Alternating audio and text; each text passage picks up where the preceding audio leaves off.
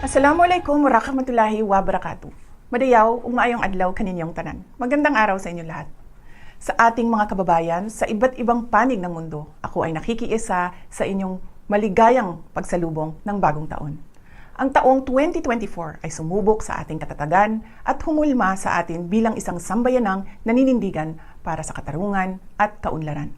Ngayong 2025, sama-sama nating harapin ang iba't ibang hamon na magpapatibay sa atin bilang isang bansang patuloy na nananalig sa Diyos at nagtutulungan para sa ikauunlad at ikabubuti ng ating pamilya.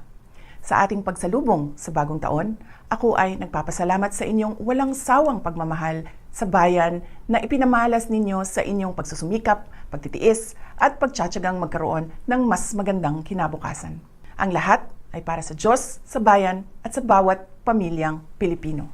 Happy New Year sa inyong lahat. Syukran.